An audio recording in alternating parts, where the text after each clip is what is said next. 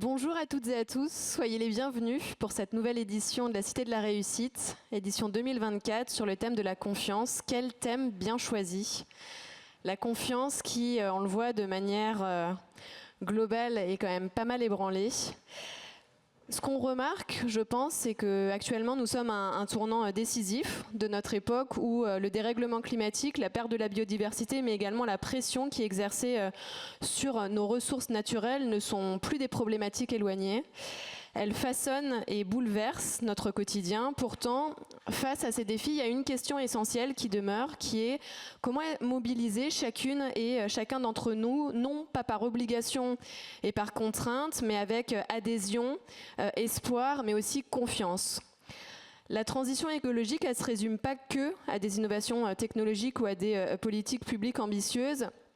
Elle exige aussi une transformation sociale et culturelle profonde où chaque citoyenne et chaque citoyen se sentent acteurs du changement, confiants dans les choix qu'ils font et dans les trajectoires collectives proposées. Ça implique d'instaurer une relation de confiance entre les différents acteurs, les différentes parties prenantes, pouvoirs publics, entreprises, société civile ou encore les individus. Mais bâtir cette confiance, c'est pas simple, c'est complexe. Comment est-ce qu'on fait pour surmonter les peurs, les résistances ou parfois même la méfiance envers les discours écologiques? Comment est-ce qu'on donne à chacune et à chacun les outils, les connaissances et l'accompagnement nécessaires pour agir concrètement sans pour autant se sentir submergé ou impuissant? Et puis surtout, comment est-ce qu'on fait en sorte que cette transition soit perçue encore une fois non comme une contrainte, mais comme une opportunité d'améliorer nos vies, mais aussi celles des générations futures. Ce matin, nous avons la chance, ensemble, de pouvoir explorer ces questions cruciales avec des intervenantes et des intervenants passionnés, on peut le dire, engagés et également experts et experts dans leur domaine. Ensemble, ce matin, ce que je vous propose, c'est de pouvoir réfléchir, débattre et peut-être même tracer des nouvelles pistes pour faire de cette transition écologique un projet qui est partagé et porteur d'avenir. Donc laissez-moi vous présenter notre panel qui est composé de Grégory Doucet, maire de Lyon, qu'on accueille, je vous demande de l'applaudir. Stéphane Sarad, qui est directeur des programmes énergie et directeur de recherche au CEA. Stéphanie Foucard va nous rejoindre dans un instant. Pour tout vous dire, elle est bloquée dans les transports, mais elle arrive, je vous rassure. Stéphanie, qui est directrice société et consommation chez Citeo. Et je tiens à excuser Féris Berkat, qui malheureusement ne pourra pas être présent avec nous ce matin. Mais en tout cas, notre panel est presque au complet. 2 sur 3, je vous demande de me rejoindre. On peut les applaudir.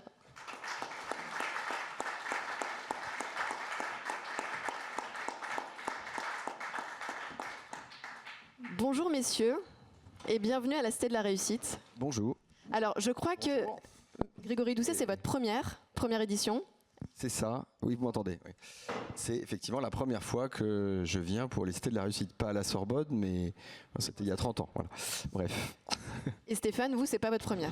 Oui, effectivement, j'ai quelques Cités de la Réussite à mon actif. Alors, c'est toujours un plaisir de revenir. N'est-ce pas? Peut-être juste une précision sur la manière dont va se dérouler notre échange. Il va se dérouler en 3 temps. Un premier temps, on va dire introductif, qui va nous permettre de poser le sujet. Je vais adresser quelques questions au panel. Ensuite, je laisserai la parole à notre panel étudiant que je vous présenterai dans un instant. Et pour finir, vous aurez la possibilité d'adresser poser vos questions directement à notre panel. Alors peut-être en ouverture de ce débat, quand on veut s'engager en toute confiance dans la transition écologique, ça suppose en premier lieu de comprendre pour ensuite pouvoir convaincre. Comment est-ce qu'on fait pour conscientiser autour de ces enjeux liés à la transition écologique? Si je vous demande peut-être au démarrage une idée, que vous aimeriez une piste, un levier que vous souhaiteriez nous partager. Je commence.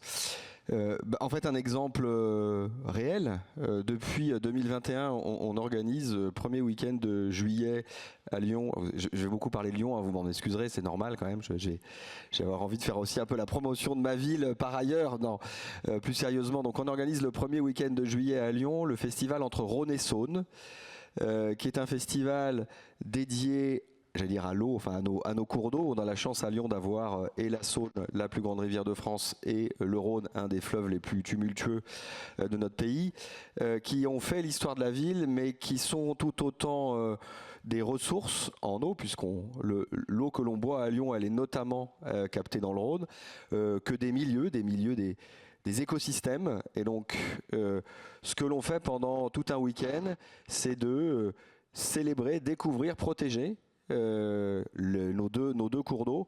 C'est l'occasion de parler d'une autre limite planétaire, par celle qui est liée au changement climatique, à savoir la quantité de CO2 dans l'atmosphère, mais le cycle de l'eau. Et donc, au travers de différentes activités qui sont pour certaines des conférences scientifiques, des présentations assez formelles, enfin on va dire assez formelles, pour un public averti, mais aussi des activités ludiques, pédagogiques pour les plus jeunes. On a notamment beaucoup de choses pour les enfants, ce qui permet d'approcher le sujet de manière extrêmement concrète et donc de parler de l'enjeu de l'eau, qui est un enjeu majeur, dont on parle, à mon sens, un petit peu moins. Enfin bon, pour ceux qui connaissent un petit peu, je fais une petite parenthèse, l'histoire de l'écologie politique, vous vous souvenez très certainement de René Dumont qui brandissait en 1974, alors qu'il était candidat aux élections présidentielles, un verre d'eau pour dire voilà, cette ressource va finir par nous manquer. Donc on parle de l'eau à cette occasion-là, et c'est une façon extrêmement concrète, mais aussi joyeuse, parce que c'est un festival, et donc on célèbre aussi beaucoup d'activités nautiques, il y a de la musique, il y a plein d'activités ludiques qui sont organisées autour, donc on essaye de combiner, j'ai envie de dire, à la fois l'utile et l'agréable, et faire en sorte que chacun puisse prendre conscience des enjeux, tout en prenant du plaisir, parce que on défend d'autant mieux, on va dire, un objet qu'on l'apprécie, qu'on le découvre, qu'on le comprend. C'est ça l'objet de ce festival entre Rhône et Saône. Donc la célébration pour conscientiser et rassembler le plus grand nombre. Stéphane ? Oui, alors effectivement, pour moi, conscientiser, c'est conscience c'est prise de conscience. Et c'est vrai que j'ai un biais cognitif, puisque je suis un scientifique de formation. Et moi, je fais le pari du savoir, je fais le pari de l'éducation. Je l'ai toujours fait. Alors, je suis peut-être un dinosaure, d'ailleurs, peut-être qu'un jour... Je ne sais pas si vous avez suivi le patron de Nvidia, donc une société très importante dans le numérique, qui dit de toute façon, vos enfants et vos petits-enfants, ils n'auront pas à savoir lire ni écrire, puisque tout sera fait pour qu'ils n'en aient pas besoin. Alors moi, je prends quand même le pari du savoir, et dans la conscience, il y a la prise de conscience. Et la prise de conscience, c'est ça aussi le vrai enjeu. C'est pour moi, ce qui est important, c'est d'avoir accès à des données, à des faits, qui sont, c'est ce que disait Lénine. Lénine disait les faits sont têtus. Les faits, ils sont ce qu'ils sont. Alors après, vous verrez que plein de visions sont possibles quand on analyse les faits et qu'on veut en tirer certains dogmes ou pas. Moi, je pars du principe que si nous avons accès à des choses qui sont des choses réelles, qui ne doivent pas être culpabilisantes, la culpabilité, je dirais, on a presque plus trop le temps, mais des choses qui permettent de prendre conscience que ce que nous vivons, ce que nous avons fait depuis de nombreuses années, elle a un impact. Et cet impact, on a beau tourner ça dans tous les sens, cet impact, on va avoir à le gérer. On a à le gérer. Je vois beaucoup de jeunes dans cette salle et des moins jeunes, mais c'est ce qui est devant nous, c'est ce qui est devant ces générations à venir. Et la prise de conscience, c'est pour moi d'avoir la vision de ce que nous avons à faire. Alors après, moi, là, je suis très optimiste, puis il y a une partie qui est moins optimiste, c'est que depuis très longtemps, notamment en discutant avec des anciens collègues du CEA que vous connaissez bien, Jean Jouzel, qui est un des fondateurs du GIEC. Jean me disait... Vous pouvez peut-être juste rappeler le CEA pour... Oui, alors le CEA, c'est un organisme de recherche publique, donc de 22 000 personnes, qui est localisé dans une dizaine de sites en France. Alors commissariat, donc mission, nous avons été créés en 1945 avec un certain nombre de missions. Mission de donner à la France les outils de la dissuasion nucléaire, la maîtrise de l'énergie nucléaire civile, et le développement technologique et pour permettre à notre industrie d'être compétitive. Voilà, donc au CEA, nous avons beaucoup de travaux qui sont en lien direct, et moi, à titre personnel, mes travaux sont liés à l'énergie, c'est la raison pour laquelle je suis là aujourd'hui. Voilà, donc effectivement, l'objectif, c'est de se dire que ce qu'on doit faire, il y a des impacts, et ce que disait Jean Jouzel en 2010, quand je discutais avec lui, il me disait, tu sais Stéphane, un jour, les gens, quand ils feront face aux conséquences du changement climatique, ils prendront conscience. Et à l'heure actuelle, la totalité des articles scientifiques qui portent sur ça démontrent que malgré le fait que nous sommes en face, que nous avons à vivre les conséquences du changement climatique, il n'y a qu'à se rappeler ce qui s'est passé à Valence très récemment. Mais malgré ça, la prise de conscience, au sens général, n'est pas là. Donc voilà, donc ça c'est une vraie question et c'est quelque chose sur lequel on doit travailler. Alors, sur ce sujet de la vulgarisation et de la pédagogie, c'est un travail que vous faites au quotidien, et notamment sur le sujet plus spécifique de la transition énergétique, sujet où on se rend compte qu'il y a quand même encore beaucoup de méconnaissances, voire un manque de nuances. Vous avez écrit des ouvrages, je vous fais la promo, je suis sympa, dont celui-ci, Homo Energeticus. Comment est-ce qu'on fait justement, comment est-ce qu'on apporte une information éclairée qui permet sur ce sujet de la transition énergétique d'engager chacune et chacun à échelle individuelle, mais aussi collectivement vers un scénario bas carbone? Alors je ne sais pas si j'ai la vérité pour vous répondre. En tout cas, moi je vous réponds en tant que personne, en tant que citoyen. Il y a une chose que j'aime pas, c'est donner des leçons. Et une chose que j'aime encore moins, c'est en recevoir. Donc effectivement, c'est un sujet qui est éminemment absent en termes de nuances, puisque nous avons affaire face à des dogmes. 100% de ceci, 0% de ceci. Moi, je ne suis pas du tout en phase avec ça. Je suis en phase avec un seul objectif. Nous devons développer une société, et je n'ai pas dit des technologies, une société net zéro 2050. Donc capable d'atteindre la neutralité carbone. Il y aura de la technologie, mais il y aura aussi de la prise de conscience qui fait que les modes de vie doivent évoluer. C'est ce que disait Albert Einstein, et il a dit plein de choses, mais il a dit une chose qui me plaît beaucoup. Il a dit « Les problèmes du monde ne peuvent pas être résolus avec l'état d'esprit de ceux qui ont causé le problème. » Nous sommes condamnés, et c'est une condamnation que je trouve moi plutôt favorable, et je le dis en connaissance de cause, Ruben, mon petit garçon de 11 ans, il est dans la salle, il aura à vivre ça lui, il aura à trouver des solutions, et il aura à changer son mode de vie. Donc ça c'est quand même un point qui est extrêmement important, et l'objectif c'est de pouvoir dire aux gens, alors à travers Homo Energeticus ou à travers d'autres, donner accès aux gens qui ont envie de se fabriquer leur propre opinion. Bonjour.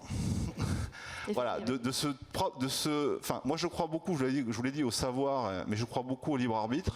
Et pour se construire sa propre opinion, il faut avoir accès à des informations qui sont des informations d'une grande neutralité. Moi, je suis né au siècle dernier, et dans ma vie d'adulte, j'ai vu passer la population mondiale de 3,3 milliards d'habitants à 8,2 milliards d'habitants. Je suis né à 340 ppm de CO2 dans l'atmosphère. Nous sommes à 430.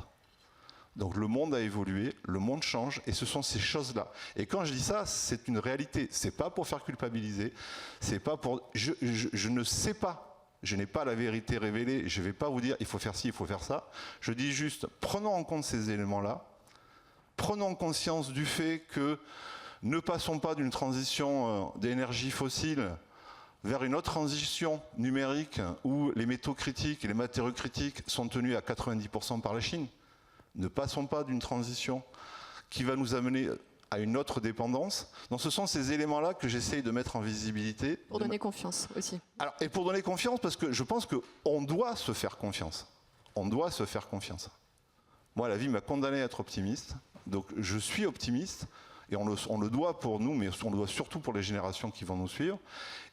Mais avoir confiance, ça veut dire avoir confiance du fait qu'on va être en capacité de faire ce que Homo sapiens a fait depuis 70 000 ans, depuis sa révolution cognitive, hein, quand il s'est mis à imaginer dans le cerveau là, des choses qui n'existaient pas, hein, quelque chose qui n'existait pas. Il y en a 3 qui n'existaient pas dans la nature. Hein. Les banquiers, les rois et les prophètes. C'est nos ancêtres qui ont imaginé ça il y a 70 000 ans avec une révolution cognitive. Et ce qui nous a amené à être ce que nous sommes aujourd'hui. Mais ce qu'a fait Homo sapiens, c'est qu'il s'est toujours adapté.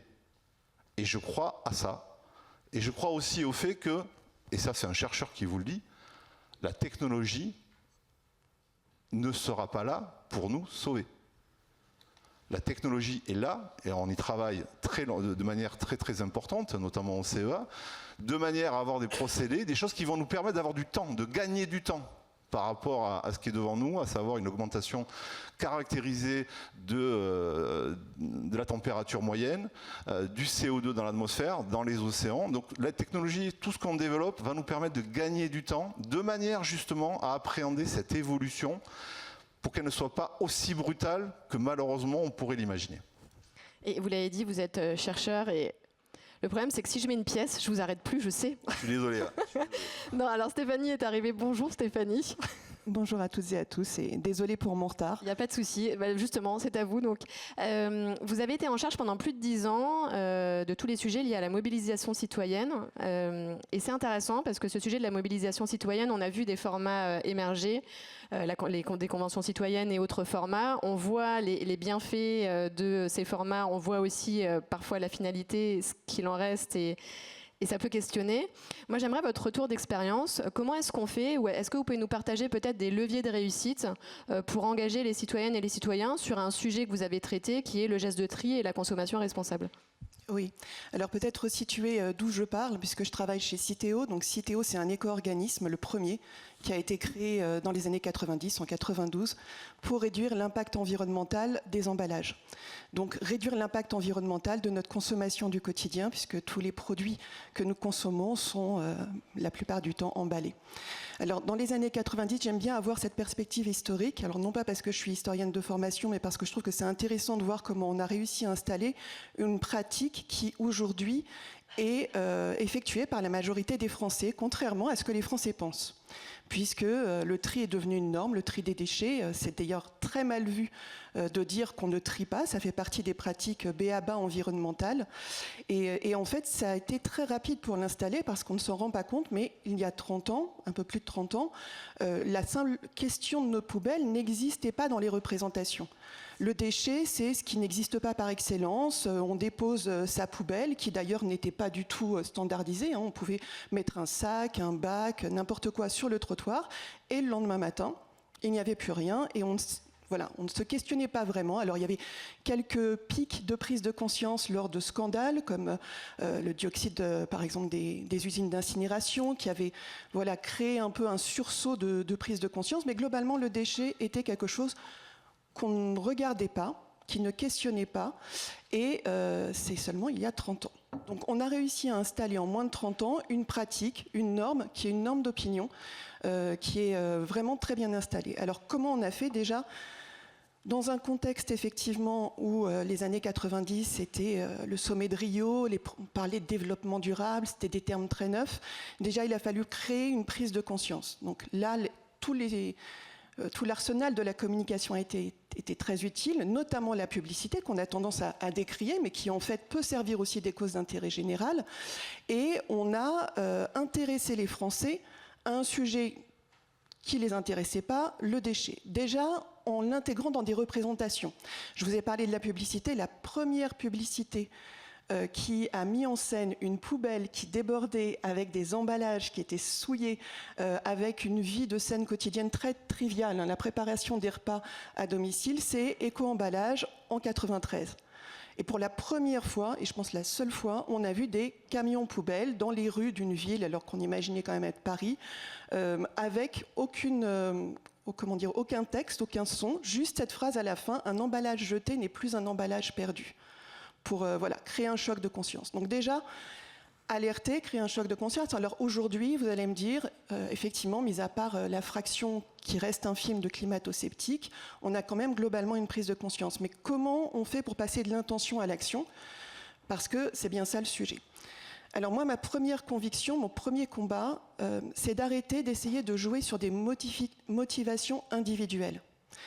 Je fais partie d'un éco-organisme. On fait partie des acteurs qui produisent une communication avec des rappels de la règle de tri, de ce qu'il faut faire, ne pas faire, et souvent c'est perçu comme des injonctions, et notamment perçu comme des injonctions pour des personnes qui n'ont pas la capacité à agir. Donc mon premier point en termes de changement de comportement, c'est arrêtons d'essayer de renforcer les motivations et surtout les motivations individuelles. Généralement, elles sont là ou elles sont en germe, mais il faut surtout d'abord renforcer la capacité d'action, donc l'accessibilité. Alors l'accessibilité, c'est l'accessibilité de l'information et d'une information qui est juste, qui est qualifiée. Une information dans laquelle on peut avoir confiance. Donc là se pose la question de l'émetteur et du crédit qu'on accorde à l'émetteur. L'adaptation de l'information aussi à la cible, parce qu'il faut tenir compte effectivement des spécificités de chacun. Et puis la question de l'équipement qu'on a tendance à minorer. Là, je vais faire appel à votre vécu quotidien.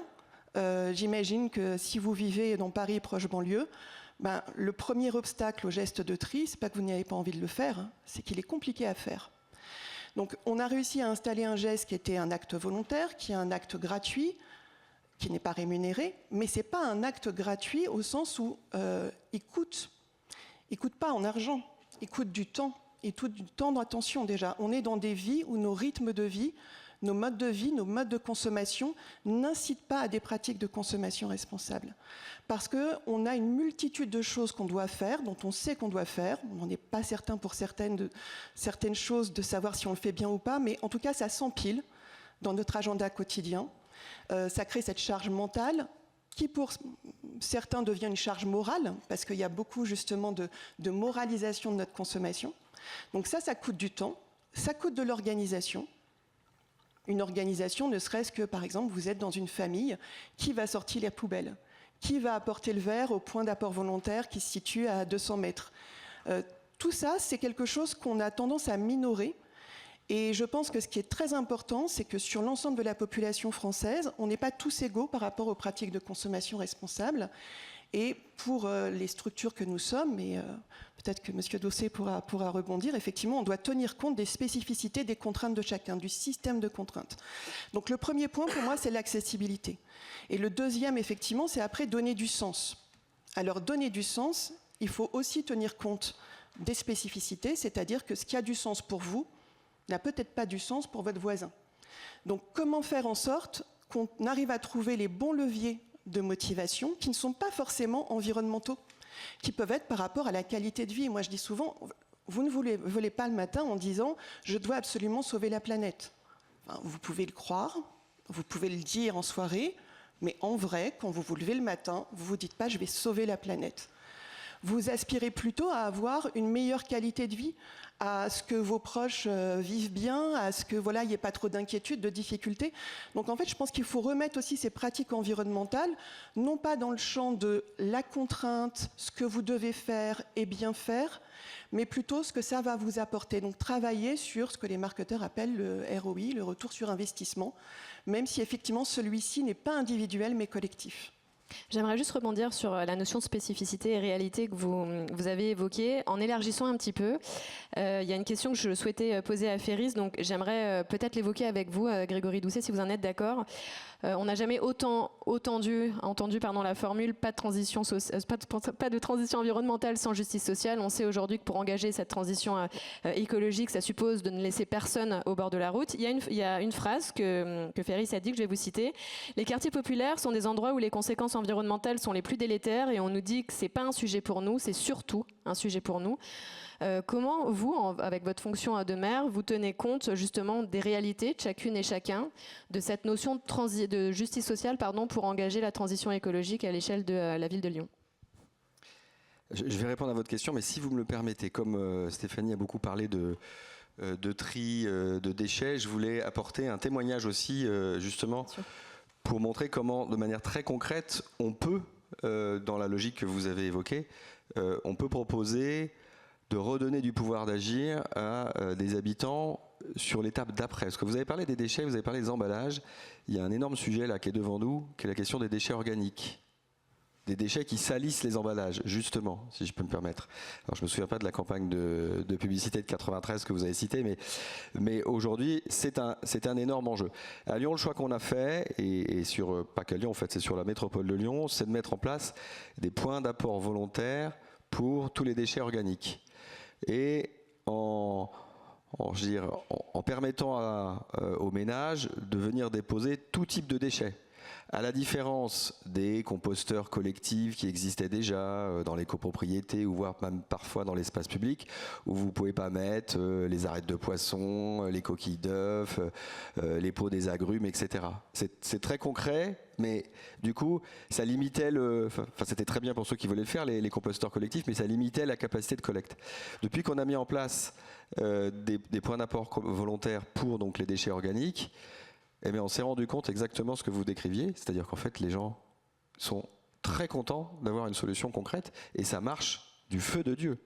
On a collecté des milliers de tonnes de déchets organiques. Voilà. Et pour recoller aussi à l'autre partie que vous évoquiez, Stéphanie, sur la question du sens. Comment est-ce qu'on donne à voir aussi que le geste que l'on réalise, bien sûr, il peut être bon pour la planète. En même temps, tout à chacun sait que c'est pas en mettant une peau d'orange dans un bac qu'on va sauver la planète, mais on peut avoir quelque part cette petite voix au fond de notre cerveau qui nous dit « Ah, là, tu es dans la bonne norme ». C'est ce que vous disiez aussi. Mais au-delà de ça, et on l'a communiqué dans les magazines municipaux, enfin on a fait des campagnes, moi-même j'ai communiqué dessus en faisant des opérations avec les journalistes.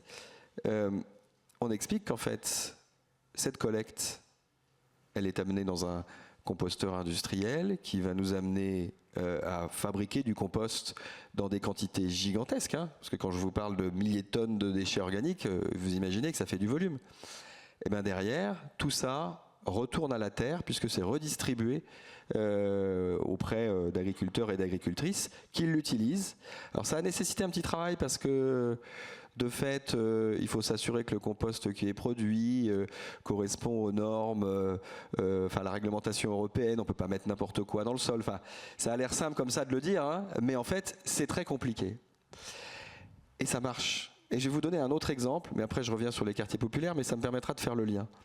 C'est que on est allé un cran au-delà, même sur la ville de Lyon, c'est qu'on est la première ville à avoir d'abord expérimenté et commencé maintenant à diffuser l'utilisation de couches compostables dans nos crèches. Au début, on se disait les couches compostables, déjà, il y a que sur la planète, il n'y a que 2 entreprises françaises qui en fabriquent. Parce que c'est très compliqué de faire des couches très vertueuses. Initialement, figurez-vous que nous, on ne l'avait pas fait pour la question des déchets. On l'avait fait d'abord pour s'assurer qu'il n'y ait pas la moindre trace de perturbateurs endocriniens dans les couches qu'on utilise pour les plus petits. Parce qu'on ne voulait pas faire en sorte que les bébés soient exposés à des substances chimiques qui puissent être nocives pour leur santé de manière générale et notamment pour leur développement. Et donc on l'a fait ça dans cette optique-là, et puis on a testé les couches lavables. En fait, c'était trop compliqué en termes d'ingénierie, donc on est passé aux couches compostables. Alors, c'est pas simple parce que ça semble comme ça assez simple. On prend une couche normale, on passe à une couche compostable, ça reste une couche. Mais non, parce qu'il y a un tri à mettre en place, que nécessairement, comme il y a un petit peu moins de chimie dans tout ça, on a affaire à des produits qui sont un petit peu plus fragiles. Parce que utiliser de l'amidon de maïs pour coller des couches, c'est moins performant que le truc chimique, ça c'est sûr. Bon, bref. Mais tout ça pour dire que cette expérimentation, elle a rencontré un succès mais incroyable. Incroyable d'abord, je ne vais pas vous dire pour les enfants ça ne change pas grand-chose, ils ne s'en rendent pas compte. Mais pour les professionnels de la petite enfance, en fait. elles sont ravies de savoir qu'il y a moins de matériaux éventuellement chimiques pour les enfants. Elles ont appris à faire le truc, à faire le tri, etc. Et elles sont elles-mêmes devenues, je dis elles-mêmes parce que c'est majoritairement des femmes dans la petite enfance, mais on a quelques auxiliaires de puériculture qui sont aussi des hommes, et on va dire, globalement, elles sont elles-mêmes devenues des ambassadrices et des ambassadeurs du sujet, à tel point que maintenant, les parents nous demandent, mais où est-ce qu'on les achète ces couches compostables? Bon. En fait, elles ne sont pas vendues dans le commerce encore aujourd'hui. Bon. Mais ça nous a permis, alors là on ne parle pas en dizaines de milliers de tonnes, mais on parle on va dire en quelques centaines de tonnes simplement, mais ça nous a permis d'abord de réduire de manière considérable la quantité des déchets et surtout, de fait, là encore une fois, de créer du compost qui lui aussi est redistribué à des agriculteurs. Là on est dans une chaîne extrêmement vertueuse qui donne du sens à l'acte de trier. Et figurez-vous que cette expérimentation, on l'a d'abord commencée dans les crèches des quartiers populaires. Et que contrairement à une image qu'on pourrait avoir comme ça, comme quoi dans les quartiers populaires, effectivement, les gens seraient plus réfractaires à un geste, mais pas du tout. Pas du tout. Les familles sont tout autant ravies dans les quartiers populaires qu'ailleurs de savoir que leurs enfants, quand ils sont sur le temps de la crèche, peuvent disposer de couches compostables qui sont en plus bonnes pour la santé des enfants. Voilà. Pour tirer un petit peu plus le fil. Alors, je crois que face à la question du réchauffement climatique, face à la montagne d'actions à réaliser, et vous avez raison, Stéphane, de dire qu'il y a une partie qui viendra de la technologie, il y a une partie qui viendra de notre capacité à nous organiser différemment, etc. Bon. Mais face à ça, quand on est un ménage modeste, on peut avoir l'impression que la montagne, elle est encore plus grande à franchir. Parce que le niveau de contrainte peut paraître plus important. Ça, c'est important à avoir en tête parce que s'attaquer, j'ai envie de dire, se confronter à un sujet comme celui des conséquences du dérèglement, même si je pense qu'il y a des similitudes entre nos façons de voir, Stéphanie et moi, mais en fait, on est tous situés par rapport à ce sujet-là. On vient tous de quelque part. On a tous un rapport à nos environnements qui nous ont amenés à percevoir tel ou tel sujet comme plus ou moins une contrainte. Je vais vous prendre un exemple concret de ma vie quotidienne. Moi, je ne me déplace dans ma ville qu'à vélo. Pourquoi? Parce qu'en fait, c'est beaucoup plus rapide. Voilà. Je gagne un temps dingue à me déplacer sur mon vélo, beaucoup plus que si je prenais un chauffeur de la ville. En plus, il faudrait qu'il y ait quelqu'un qui soit toujours à m'attendre. Bon, en dehors de ça, c'est d'abord... moi, je ne me dis pas en montant sur mon vélo tous les matins que je suis en train de sauver la planète. Mais par contre, je sais que je ne mettrais que 25 minutes pour me rendre à l'hôtel de ville. Alors que si je prenais les transports, si vous ne connaissez pas Lyon, ça ne sert à rien que je vous dise où j'habite et où je vais, mais bon bref, peu importe. Si je prenais les transports ou une voiture, je mettrais beaucoup plus de temps. Donc effectivement, il y a des tas de raisons qui amènent les gens à avoir des comportements vertueux, et je vous rejoins sur la question de la capacité d'agir, sur le pouvoir d'agir, c'est ça en fait. Et dans les quartiers populaires, pour les ménages modestes, le pouvoir d'agir, il faut aussi l'amener, le permettre, avec des voies différentes, c'est sûr, avec des biais, avec peut-être des canaux à la fois d'information, mais aussi de transmission de ce pouvoir d'agir un petit peu différents.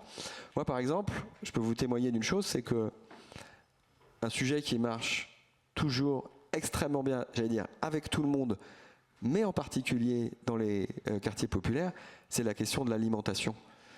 D'abord parce que tout le monde mange, donc c'est quand même un point commun entre nous tous et toutes. Et puis parce que c'est un sujet, l'alimentation, qui permet de faire de la conscientisation, de parler de science, mais aussi parler d'autres choses, de parler de plaisir, de parler de découverte. Et dans les quartiers populaires, le fait qu'on passe les cantines de la ville de Lyon en bio et en local, ça pose pas de problème. Au contraire, c'est l'occasion de parler de ce que l'on mange au quotidien, même à la maison. Ah tiens, maman, elle fait ça. Tiens, maman, elle cuisine des pois chiches. Eh bien, elle a raison de cuisiner des pois chiches, maman, parce que le pois chiche, c'est une légumineuse qui est extrêmement riche en protéines, et c'est très bien pour remplacer un régime carné, ou en tout cas pour baisser la part de la viande dans l'alimentation. Donc, on arrive à faire des passerelles autour de l'alimentation qui sont extrêmement puissantes et qui sont extrêmement mobilisatrices. Il nous reste 2-3 minutes et après, je m'étais engagée à respecter le timing et à laisser la parole à notre panel étudiant. J'ai une dernière question pour vous, Grégory, qui était importante pour moi de vous adresser. On remarque à échelle locale, nationale, mais également mondiale, il y a un gros sujet de manque d'incarnation, de vision, de leadership autour de ces enjeux majeurs liés à la transition écologique. Je m'adresse à vous personnellement, parce qu'il y a votre fonction de maire, mais il y a aussi l'homme que vous êtes. Comment est-ce que vous souhaitez incarner et porter ce sujet de la transition écologique auprès de vos citoyennes et vos citoyens pour leur permettre de s'engager en toute confiance dans cette transition écologique avec vous? Je vais vous décevoir, je ne vais pas commencer par vous parler de l'homme que je suis, mais par la mécanique, parce que c'est important de penser à la mécanique. Moi, je suis quelqu'un qui croit beaucoup aux méthodes. Voilà. On est dans un processus, on a besoin de s'engager dans un processus de transformation. La transition écologique, c'est une transformation de nos modes de vie, nos habitudes de consommation, déplacement, etc. Tout processus de transformation, de changement, je veux dire, peu de processus de changement se font ex nihilo, par lui-même, avec tout le monde qui est content et qui y va. Non. En général, ça s'organise et ça se pilote. Si on veut faire en sorte que le changement se produise, il faut faire 4 choses. D'abord, il faut savoir pourquoi est-ce qu'on change. D'où l'importance de la conscientisation, de la science, d'où l'importance de donner du sens. Ensuite, il faut savoir comment on va changer, pour que les gens se réalisent, voient ce que c'est que le changement. Ce sont démontrer les gestes, voir que mettre son emballage dans une poubelle jaune, c'est pas si compliqué finalement. Donc c'est des choses très concrètes. C'est la question des énergies, du mix énergétique qu'on va avoir demain. Donc avoir le panel de solutions et le donner à voir. Donc le pourquoi, le comment, et le troisième point, c'est la question du leadership. La question du leadership, c'est une question complexe parce que c'est un mélange à la fois d'exigence d'exemplarité. Tout à l'heure, je vous donnais l'exemple, je me citais en train de faire du vélo le matin. Bon, je le fais pas en me disant, je vais montrer à tout le monde que c'est super de faire du vélo dans Lyon. C'est pas ma motivation initiale. Mais quand même, le fait que le maire d'une grande ville, de la 3e ville de France, se déplace tous les jours à vélo, qui plus est, je me suis engagé à ne faire qu'un seul déplacement par avion par an. Voilà, donc je le choisis précisément, c'est l'objet de débats, de discussions, voilà. C'est dans une optique de dire il faut qu'on aille vers ça. Voilà, donc il y a un souci d'exemplarité. Bon. Mais l'exemplarité, ça ne fait pas tout dans le leadership, ce n'est qu'une part. Si on veut que ça marche, il faut aussi réexpliquer sans cesse, redire le pourquoi, le comment. Et parce que la parole politique, sans dire qu'elle est systématiquement performative, elle a quand même cette intention de vouloir aussi, je le dis ici très clairement, changer le monde. Donc rappeler sans cesse le pourquoi et le comment, c'est une façon aussi d'exercer son leadership. Et d'ailleurs, si vous me permettez une petite parenthèse un petit peu politique, partisane, c'est ce qui nous fait défaut, en particulier en France. C'est que depuis le mec de Planet Great Again, on n'entend pas assez parler de changement, de transformation de nos modes de vie, ou alors de manière très ponctuelle, comme si c'était un truc un peu étranger à nous, et comme si c'était un truc un peu étranger finalement au monde politique. Pas du tout. C'est ce qui irrigue toutes nos réflexions sur toutes les politiques publiques. Nous, on a pensé nos politiques publiques à Lyon sur la question du climat de manière totalement transversale. On fait du climat quand on est dans l'éducation, quand on est dans la culture, quand on est dans le sport, quand on est dans la sécurité, partout on fait aussi du climat. Et puis il y a un 4e point que je n'ai pas cité, qui est la question de la mesure du changement. Puisque une fois qu'on a dit pourquoi, comment, qu'on a trouvé du leadership, il faut aussi mesurer le changement pour dire hier on était là et aujourd'hui on est là. C'est ce que vous avez fait, Stéphanie, il y a quelques minutes, quand vous avez dit on pensait tous que personne ne trierait, etc., que ce serait très compliqué, mais en fait les gens trient bien. Ce serait intéressant d'ailleurs de voir précisément la progression en chiffres en nombre de tonnes collectées, etc. Je suis sûr que vous avez les chiffres en tête. Mais ça nous permet aussi collectivement de nous dire « Ah, ma peau d'orange que j'ai mis dans mon bac à compost la semaine dernière, finalement, eh bien, quand on met tout ensemble tous les déchets organiques de tout le monde, eh bien, ça fait un truc énorme. Mais ça, si on ne donne pas à voir, si ça n'est pas mesuré, ben comment peut-on s'en rendre compte que l'effort qu'on est en train de faire, à la fois individuel et collectif, il paye. Les efforts payent et ça, il faut le démontrer. Et je vais laisser à présent la parole à notre panel étudiant que je vais vous présenter. Alors, je tiens quand même au préalable à vous informer que normalement, ce panel devait être paritaire. Mais malheureusement, nos 4 étudiants ont été lâchés par leurs consoeurs. Je vous présente Erwin Aymon de l'Université de Lorraine, Corentin Lac de Subbiotech, École intégrée de biotechnologie.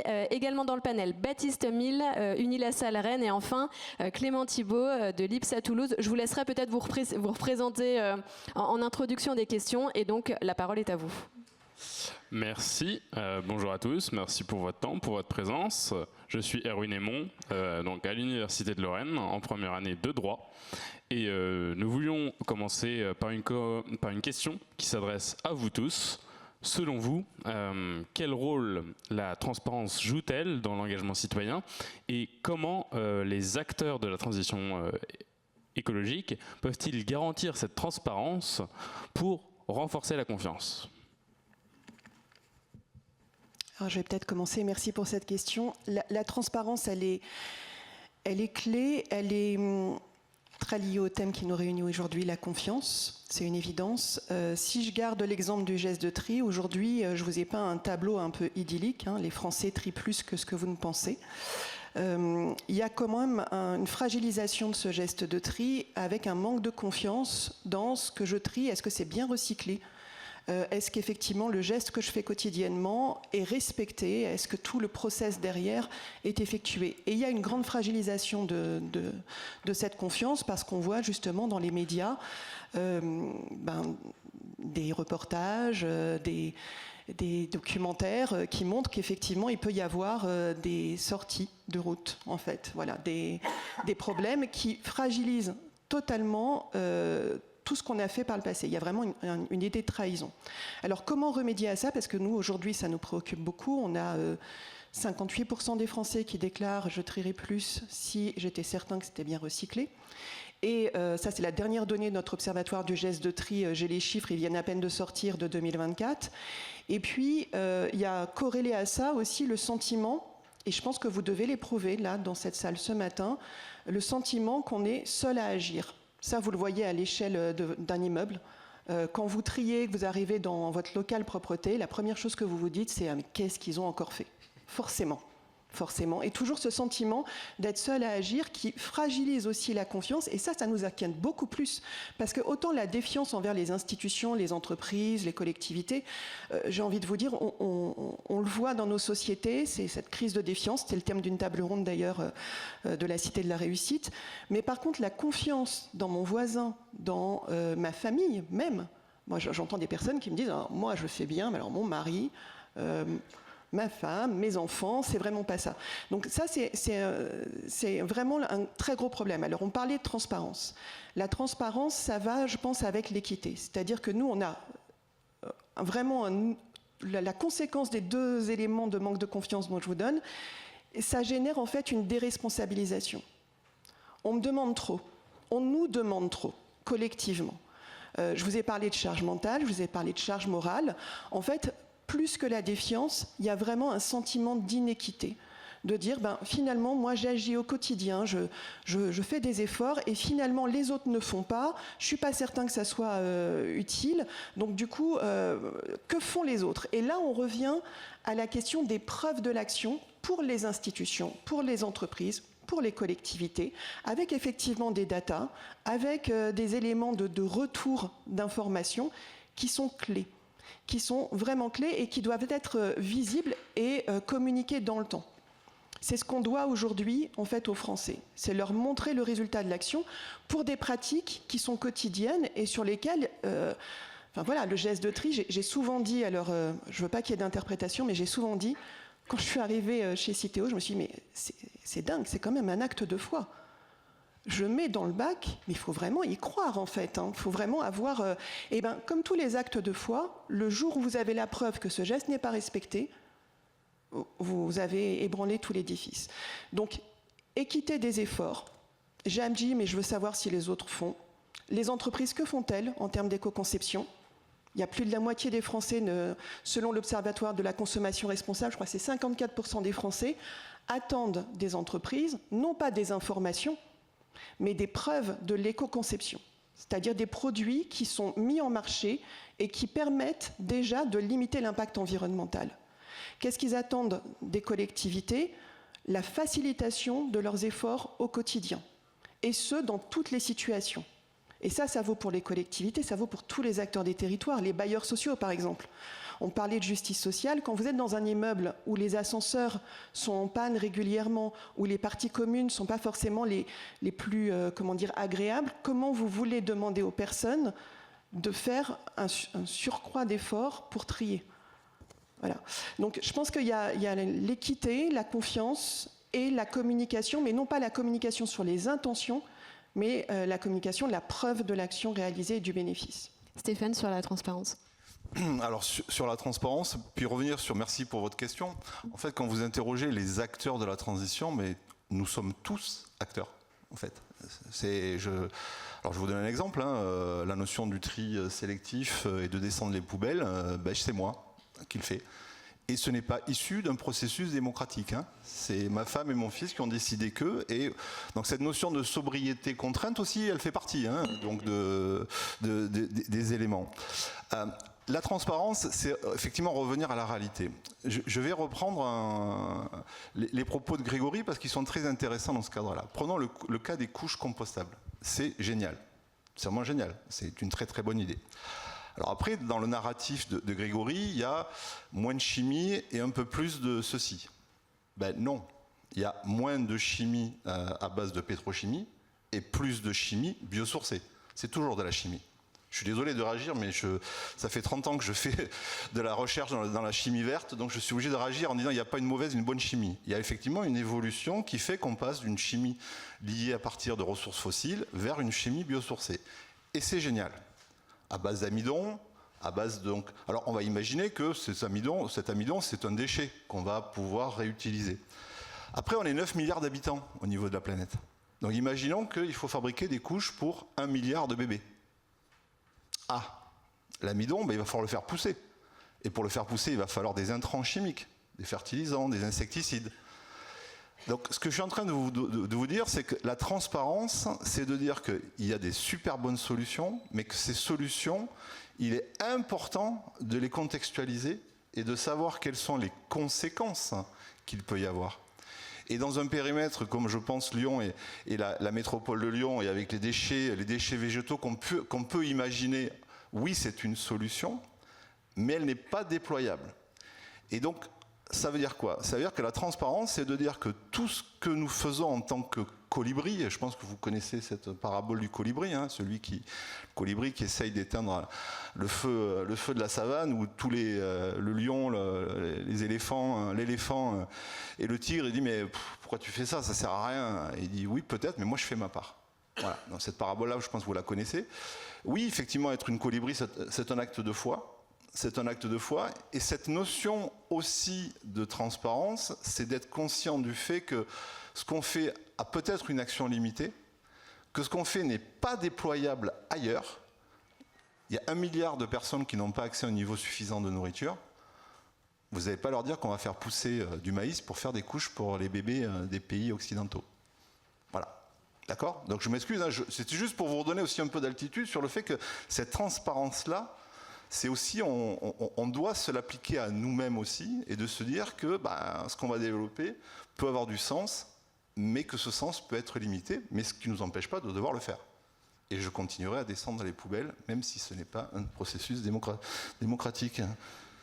Alors, peut-être juste pour rebondir, la transparence, Je vais quand même Oui, reparler oui, un peu vous des voulez couches compostables parce réagir, que du coup. Réagir. Le contrairement. Alors, cher Stéphane, il se trouve que j'ai failli devenir chimiste. Finalement, j'ai choisi une autre voie dans ma vie, donc je me suis beaucoup intéressé à la pétrochimie et pas. Mais en l'occurrence, si je peux me permettre, alors je vais vous faire parvenir un exemplaire de couche compostable, comme ça, on pourra le débat, on pourra le trancher. Mais en l'occurrence, justement, parce que le cycle est vertueux, c'est-à-dire que la couche, elle repart entre les mains de l'agriculteur, donc l'agriculteur en question n'a pas besoin d'intrants chimiques, puisque justement on lui fournit le compost à la fin qui est fabriqué avec la couche. Et en l'occurrence sur la question de est-ce qu'on va pouvoir nourrir les 9 milliards d'habitants de cette planète si on fait des couches compostables à base d'amidon de maïs, en fait, si je puis me permettre, mais je vais être un peu provocateur aussi, mais en posant le sujet comme ça, le sujet est totalement biaisé. Parce que mais comme c'est pas le débat de ce jour, je vais revenir sur la question d'avant qui est la question de la transparence. Excusez-moi Grégory, c'est le débat. Le débat il n'est pas biaisé, c'est le débat. Moi je n'ai absolument pas remis en question le fait que c'est une excellente idée de faire des couches compostables.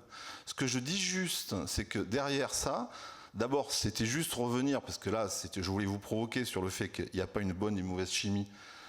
Il y a une chimie qui a évolué. Et moi, quand on me provoque, je réagis. Hein, vous avez et moi aussi. Ça tombe bien dans les deux. Donc, je pense que le match est équilibré. Peut-être juste pour revenir sur le sujet de la transparence. La transparence, c'est une demande qui est globale des citoyennes et des citoyens envers les institutions, envers les représentantes et représentants politiques. Vous, comment est-ce que vous adressez ce sujet de la transparence ? C'est pour ça que je reviens, excusez-moi, sur mon exemple de couche composable, parce que justement...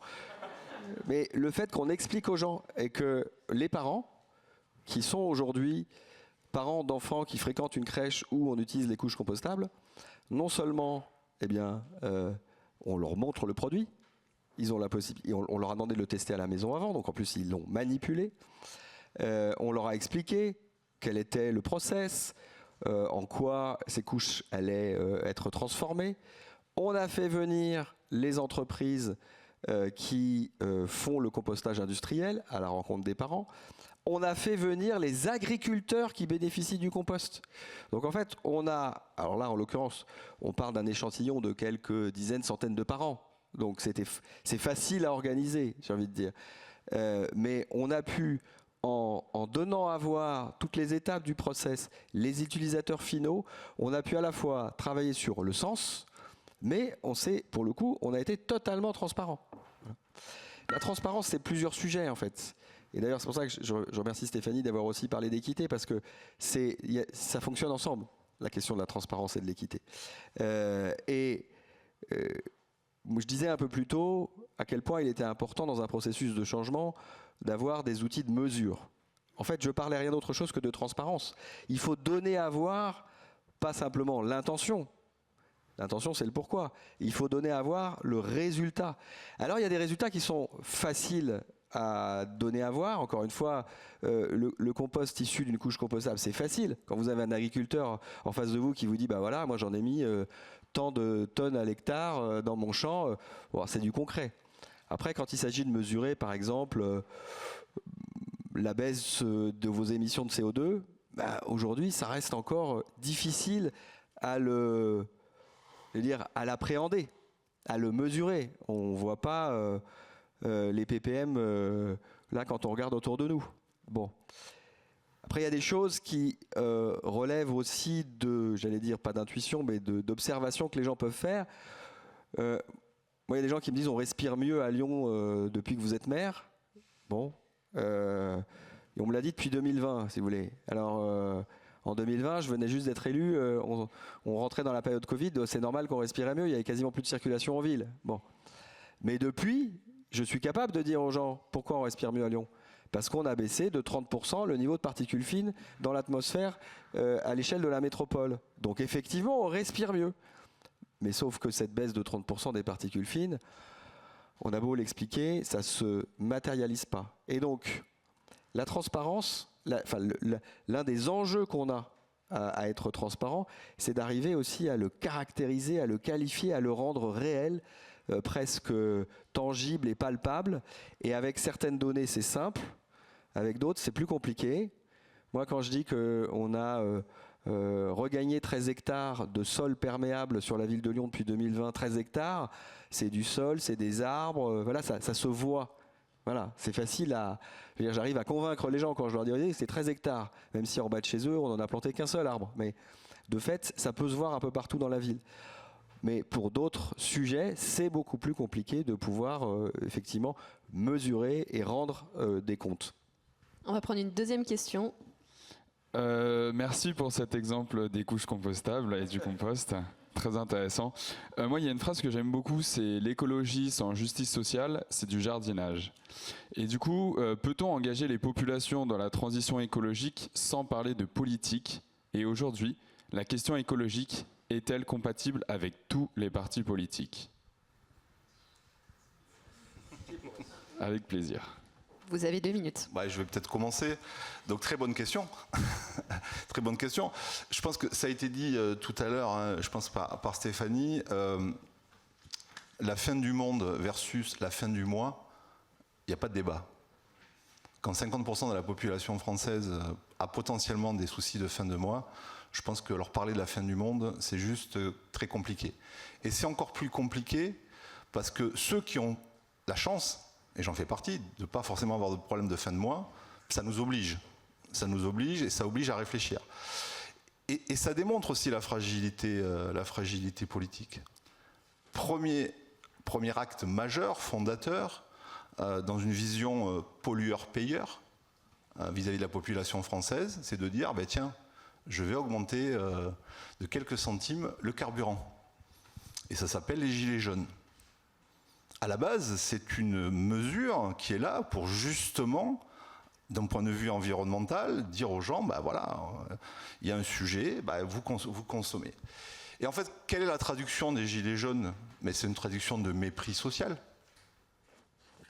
Les gens qui habitent dans la Creuse, qui doivent faire 80 km par jour pour aller gagner le SMIC, pour eux, oui, l'impact de quelques centimes d'euros sur le plein, c'est un impact qui modifie.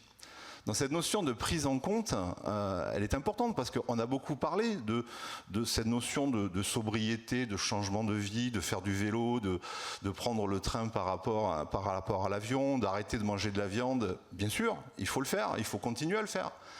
Mais à l'heure actuelle, pour un couple français, pour une famille française, pardon, qui a pour vocation, mais malheureusement, d'être dans la frange la moins riche, une voiture électrique neuve, 1 an de salaire. Rénovation totale de l'habitat énergétique, 1 an de salaire. Vous voyez que ce n'est pas possible. Donc ça veut dire qu'il y a une nécessité de sobriété accompagnée, c'est-à-dire de pouvoir accompagner ces changements. Et puis, je vais vous dire, moi je suis assez factuel, ça ne suffira pas. Ça ne suffira pas. Ça ne suffira pas. Donc on aura besoin d'une sobriété qui sera une sobriété obligée. C'est-à-dire passer de 130 km/h à 110 km/h sur autoroute, par exemple. Et ça veut dire que c'est une décision politique qu'il va falloir qu'il y ait derrière, qu'il y ait des décisions politiques. Je me souviens très bien d'avoir parlé lors d'un débat avec l'ancien ministre des Transports, qui n'était pas super à l'aise avec ça. Oui, il était d'accord avec moi, mais cette notion-là... Alors pourquoi je vous dis ça? Parce que moi je suis un dinosaure, je vous l'ai dit, en 1973, au premier choc pétrolier. On parle de mettre des limitations de vitesse. Mon grand-père et mon père, mais ils étaient en PLS. C'est une atteinte à ma liberté individuelle. Donc vous voyez que d'un point de vue politique aussi, aborder ces sujets-là, c'est devoir les accompagner, puisque vous allez avoir des gens qui vont vous dire, il n'y a pas de problème. Soit c'est votre liberté individuelle, ou alors, nous on a la solution. C'est ce que j'appelle la pensée magique. C'est-à-dire, par exemple, regardez, on ne change rien, l'oil and gas, on continue, et puis les chercheurs, ils vont nous trouver un système pour capter le CO2. Et ce CO2, on va le capter, puis on va l'envoyer en Norvège, parce que derrière, ils ont de la place pour pouvoir le stocker. Et ça, je l'entends, moi, je l'entends de journalistes, je l'entends de politiques, de responsables politiques. Donc voilà, ce que je suis en train de vous dire, c'est que oui, il va y avoir besoin à la fois d'une prise de conscience, mais je pense qu'on a aussi besoin d'avoir une vision politique vers ça. Et vision politique, on peut très légitimement comprendre qu'elle est empêchée à l'heure actuelle, Parce qu'il y a d'abord à gérer, pour une grande partie de notre population, la fin du mois avant la fin du monde. Stéphanie. Je ne vais pas répéter ce que vient de dire Stéphane, mais je suis totalement d'accord. Le sujet de l'écologie est un sujet politique parce que c'est un sujet qui concerne les communs. Et on a tendance à l'oublier, en fait. Le déchet, c'est le sujet des biens communs. Les questions d'énergie, c'est le bien commun. Donc forcément, oui, c'est une question politique, indépendante, je dirais, du champ politicien. Voilà, c'est un sujet qui est commun et qu'on a tendance à individualiser. Et c'est bien ça, d'ailleurs, qui est dommage. D'ailleurs, je me bats contre le terme d'éco-geste, qui a beaucoup servi, mais qui, en fait, je préfère maintenant le terme de pratique. Alors, on me dit, oh là là, voilà, tu sors ta sociologie, pratique, c'est moins simple que éco-geste. Oui, mais en fait, il y a bien évidemment l'action individuelle, mais il y a aussi tout ce qu'on décide pour le collectif. En fait, les changements en matière de comportement nécessitent une approche qui est une approche de système. Aujourd'hui, en fait, si je parlais du geste de tri, de notre consommation du quotidien, elle est bien, je dirais, dans un système où il y a plusieurs strates. Et le réglementaire, par exemple, voilà, si je prends l'exemple de la ceinture de sécurité, parler des limitations de vitesse, mais la ceinture de sécurité. Pourquoi aujourd'hui tout le monde met la ceinture de sécurité, même à l'arrière ? Déjà parce que vous avez potentiellement, si vous êtes attrapé sans ceinture de sécurité, vous avez une amende. Ensuite, il y a une forte communication sur le fait qu'il y avait des amendes. Il y a eu des campagnes pour vous dire attention, maintenant vous devez... voilà, des campagnes qui n'étaient pas que sur la question financière, qui étaient aussi sur la question du risque à ne pas porter sa ceinture, et notamment la ceinture à l'arrière. Enfin, moi, je n'ai pas porté de ceinture de sécurité quand j'avais 5 ans et que j'étais à l'avant. Ils m'ont perfumé. Mais bref, bon... peu importe l'anecdote, mais il y a bien une évolution, voilà, parce qu'il y avait de la réglementation, parce qu'il y avait des décisions politiques qui se traduisaient par cette réglementation, parce qu'il y avait les fameux équipements. Aujourd'hui, vous montez dans une voiture, ce qui m'est arrivé ce matin alors que j'étais dans le train, ça oblige, je ne vais pas ouvrir le débat, mais il y a eu un bip tout de suite parce que je n'avais pas mis ma ceinture. Donc il y a plein de... Voilà, c'est un système. Qui décide de ce système ? Il y a une impulsion politique. Voilà. Aujourd'hui, nos pratiques quotidiennes, et notamment nos pratiques quotidiennes de consommation, ne peuvent pas se penser indépendamment de ce champ-là. Et sur la question effectivement du mépris social, je rebondis. Oui, il y a une forme aujourd'hui comment dire, d'opposition entre une consommation très responsable, vertueuse, qui d'ailleurs est relayée par les médias, les leaders d'opinion, généralement les catégories socio-professionnelles à fort capital culturel d'ailleurs. C'est pas une question de financier, c'est plutôt capital culturel, qui va s'opposer à des standards de consommation qu'on dit ceux du siècle dernier, des années 80, où effectivement il fallait avoir une grande télé, un grand réfrigérateur, le plus récent, etc. Ce type d'opposition, c'est une forme de mépris social. On dit à une population qui, je dirais, aspire à un confort de vie, aspire à effectivement un peu de satisfaction quotidienne, ce à quoi vous aspirez, pour lequel vous travaillez, pour lequel effectivement ça peut être compliqué d'accéder à cette consommation, de toute façon, c'est pas ce qu'il faut, c'est pas le bien. Il faut que vous investissiez dans des vêtements qui coûtent certes plus cher, mais qui vous durent des années. On met en avant le bon sens. Et c'est vrai, il y a du bon sens là-dedans. Mais en fait, le message qu'on envoie, c'est « vous ne voulez pas faire d'efforts. Vous n'êtes pas assez impliqués. » Voire, ce que j'ai pu entendre, « vous n'êtes pas assez éduqués. » C'est extrêmement violent. Et en fait, je pense qu'effectivement, replacer ces questions en se disant c'est une question, l'écologie est une question politique au sens du commun. Elle nous intéresse tous, peu importe notre parti politique, peu importe notre CSP, peu importe notre lieu de vie, parce qu'on est tous contributeurs de ce qu'on crée pour le collectif. Grégory Doucet, je vous laisse réagir. Alors oui, c'est politique, bien évidemment.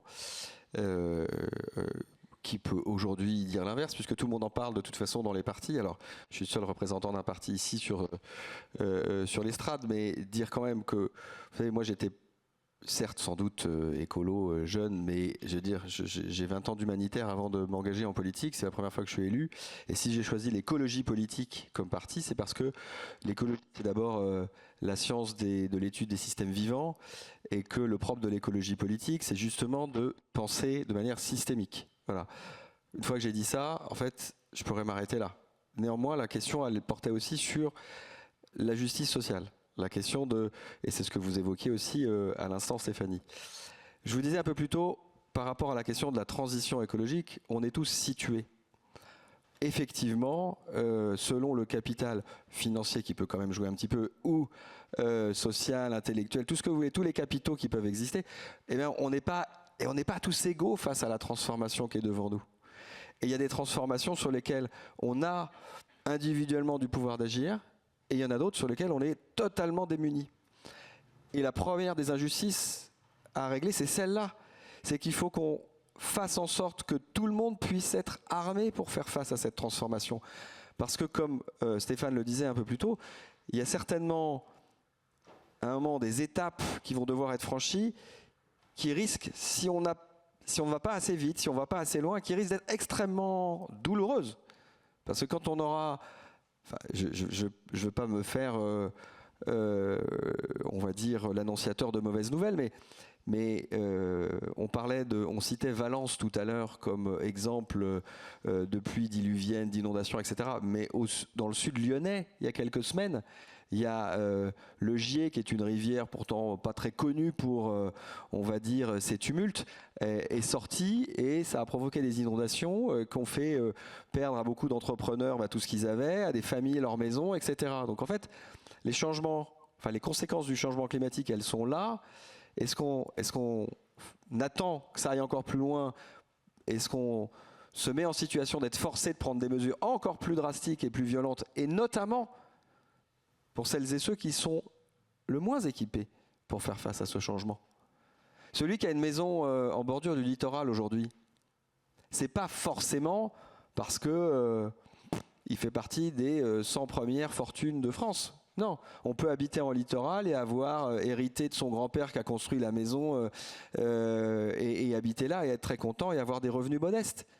Avec l'érosion du littoral, comment est-ce qu'on s'arme pour faire face? Bon. Donc il y a une question de justice sociale, assurément, mais pour moi, elle fait partie de l'équation. En ville, comment on y répond?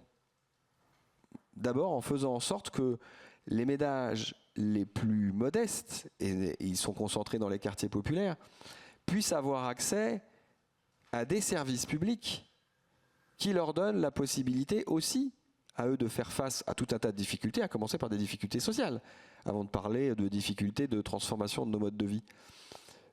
Moi, ce que je porte, en tout cas pour Lyon, c'est de faire en sorte qu'aujourd'hui, les écoles qu'on construit dans les quartiers populaires, eh bien, elles soient exemplaires, elles soient le plus durables possible.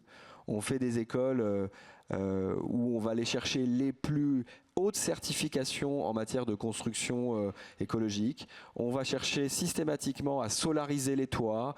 Je ne vais pas vous faire la description de tous les bâtiments publics qu'on construit, mais en l'occurrence, on va chercher à donner le meilleur dans les quartiers populaires pour que les gens n'aient pas non plus nécessairement besoin de se déplacer sur des longues distances en prenant pour tomber dans la caricature, leur vieille bagnole pourrie pour y aller. Non. Il faut aussi que dans les quartiers populaires, il y ait de l'emploi, il y ait du commerce, qu'il y ait des services publics de qualité, etc. Donc moi, je me bats en tant que maire, par exemple, pour que les bureaux de poste n'aillent pas fermer dans les quartiers populaires, parce que c'est fondamental. Donc la justice sociale, elle est, pour moi, elle fait partie de l'équation. Elle doit être autant considérée dans l'analyse systémique que l'on produit que les autres éléments. Moi, je me réfère souvent, je ne sais pas si vous en êtes familier, mais à la théorie du donut, qui fait référence aux 9 limites planétaires, comme on va dire comme plafond, mais comme plancher. Eh bien, c'est l'ensemble des services auxquels chacun doit pouvoir accéder, de l'éducation à la culture, en passant par le commerce, bref. Il faut que ça soit possible partout, et c'est comme ça qu'on intègre la justice sociale dans l'équation de la transformation, de la transition écologique. Merci à tous les trois. On a une prochaine question, troisième question. Bonjour à toutes et à tous. Moi, je me présente, je m'appelle Baptiste. Je suis apprenti ingénieur en génie de l'environnement. Et je vais rebondir sur un gros mot qui a été prononcé par Stéphane, sobriété. On a parlé de sobriété, aujourd'hui c'est le gros mot, à l'heure où un jeune sur deux souffre d'éco-anxiété et où on se dit mais pourquoi moi je devrais agir alors que mes parents, mes grands-parents, ils n'ont rien fait, que de toute façon la Chine elle pollue et que les Américains ils s'en foutent parce qu'ils viennent d'élire Trump. Donc comment moi à mon échelle, à l'échelle de l'entreprise, à l'échelle d'un État, je peux agir et mettre en place une sobriété?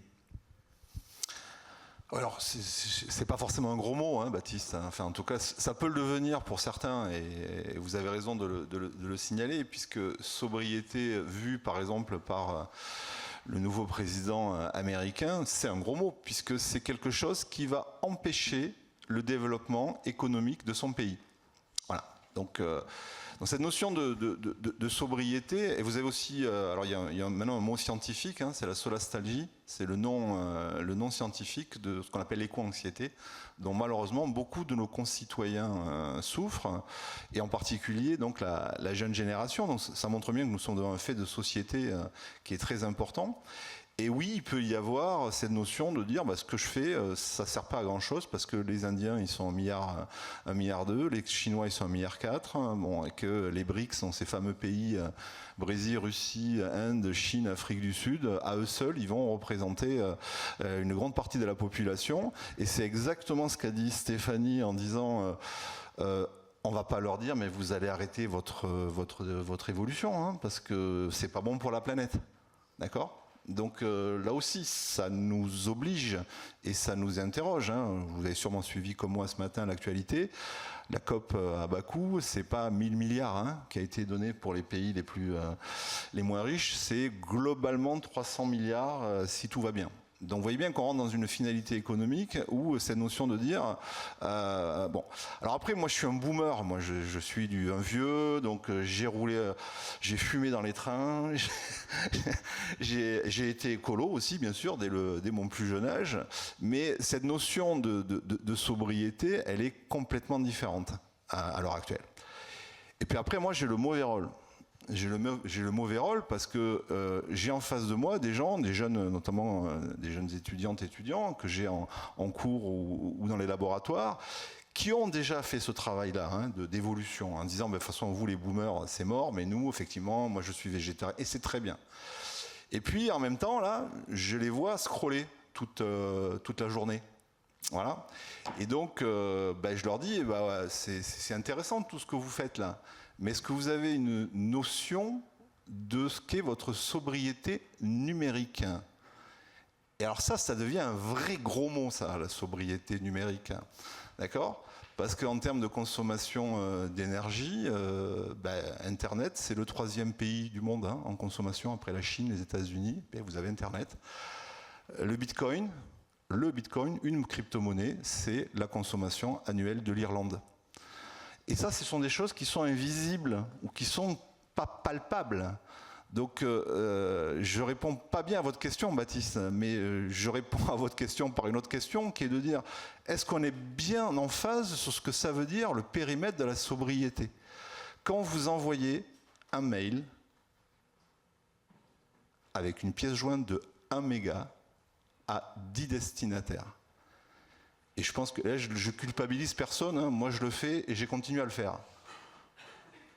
C'est l'équivalent au niveau énergie et au niveau émission de CO2 à 500 mètres en voiture thermique.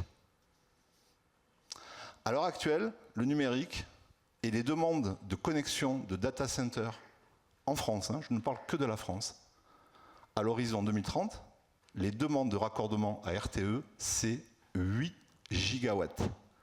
En puissance, pour donner ordre de grandeur, les 6 EPR, les 6 réacteurs nucléaires auxquels qu'on imagine, qui ont été, on va dire, annoncés par le président de la République, c'est 10 gigawatts. Donc ça voudrait dire qu'on a déjà 80% de cette première vague de réacteurs. Donc vous voyez l'impact. Donc la notion de sobriété, c'est de quoi parlons-nous? Et quand je leur dis, écoutez, c'est super de suivre mon cours et en regardant des vidéos de petits chats, je n'ai rien contre les vidéos de petits chats et je vais m'arrêter aux vidéos de petits chats. Mais ça a un impact. Voilà. Et donc cette notion-là, alors je ne veux pas rajouter de l'anxiété sur l'anxiété, hein, mais malheureusement c'est mon mauvais rôle en tant que scientifique, c'est de dire, voilà, factuellement, voilà la situation. Et comment on réfléchit aussi dans l'évolution de notre mode de vie. Bien sûr, il faut du numérique. Bien sûr, on développe au CEA du numérique frugal, du numérique qui est adapté à ces usages-là. Mais on n'en a pas parlé jusqu'à présent, mais quand on parle de confiance, il y a un mot qui me vient à l'esprit, c'est l'IA de confiance. L'intelligence artificielle de confiance, que tout le monde peut voir dans les médias, dont beaucoup de gens parlent, c'est une IA auquel on pourrait avoir confiance en termes de résultats, en termes d'apport pour faire notre transition énergétique, mais aussi on doit avoir une vision de la sobriété associée à cette transition-là sur le numérique. Voilà. Donc, pour moi, ma réponse, elle est très très humble. C'est, il faut qu'on ait une vision claire de notre activité. Il faut le faire. On ne peut pas demander aux Chinois et aux Indiens d'être au même standard où nous sommes en termes d'évolution ou de lien sur la transition énergétique. On a encore beaucoup de chemin à faire en France. Hein. On a l'électricité une des plus décarbonées au monde. Mais en termes d'énergie totale, énergie primaire, 60% de notre énergie est encore carbonée. Donc on a encore du travail. Mais je pense qu'on peut y arriver. Merci beaucoup Stéphane. On va prendre une quatrième et dernière question du panel de nos étudiants et ensuite on vous laissera le micro pour que vous puissiez adresser également vos questions. C'est à toi. Bonjour, je m'appelle Clément et je suis à l'IPSA Toulouse, donc c'est une école d'ingénieurs en aéronautique. Bon, l'aéronautique. Alors j'espère que dans un an je pourrai mettre ma petite pièce à l'édifice pour faire des avions moins polluants. Mais j'avais ce débat avec un ami qui me disait oui, tu vas faire des avions moins polluants et puis ensuite beaucoup plus de gens vont se permettre de prendre l'avion à cause de l'effet rebond. Qu'est-ce que vous en pensez, Stéphane ou les autres? Je commence sur l'effet rebond. Oui, c'est un effet. Alors l'effet rebond pour tout le monde, c'est quand le prix de l'essence diminue à la pompe, les gens utilisent plus leur voiture. Voilà, c'est ça l'effet rebond. Donc effectivement, si on a des avions, on va dire, qui vont nous permettre d'utiliser probablement des carburants de synthèse, qui sont des carburants décarbonés, des avions qui vont moins consommer, oui, on peut avoir cette tendance-là. Moi, dans le transport aérien, je pense que la régulation va se faire par le coût. Parce qu'on va revenir à une situation, je dirais, qui va permettre de payer le prix-coût. Je vais vous donner un exemple. Quand vous partez à Punta Cana, vol compris, all inclusive, à 800 € la semaine,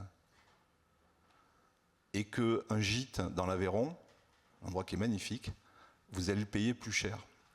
Il y a un moment, le vrai prix, il n'est pas payé.